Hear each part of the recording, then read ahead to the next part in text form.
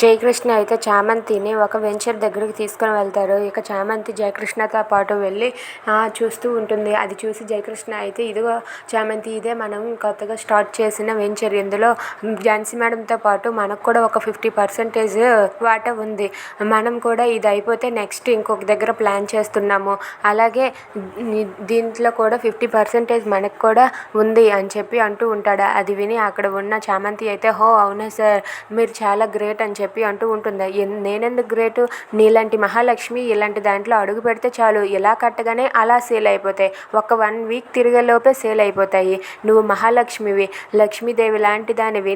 నువ్వు అడుగు పెడితే చాలు, అవి 1 వీక్ ఏంటి, ఒక్క రోజులోనే సేల్ అయిపోతాయి అని చెప్పి అంటూ ఉంటాడు. దాంతో చామంతి అయితే జయకృష్ణ సార్, మీరు ఇంకా పొగిడేస్తున్నారు నన్ను అని చెప్పి అంటూ ఉంటుంది. అదేం లేదు, నేను ఉన్న మాట చెప్తున్నాను అంతే.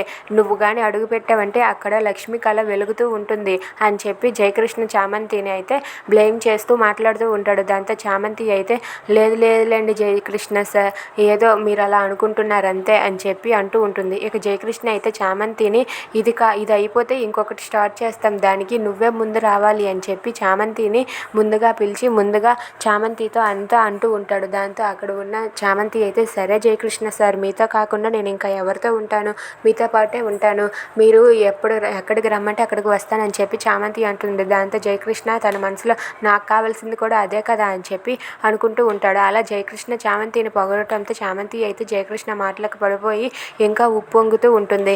అది చూసి జయకృష్ణ అయితే నాకు కావాల్సింది ఇదే అని చెప్పి తనలో తాను అనుకొని ఇప్పుడు ఎలాగైనా సరే ఫామ్ హౌస్కి తీసుకుని వెళ్తానని చెప్పి అనుకుంటాడు. If you like this video please subscribe.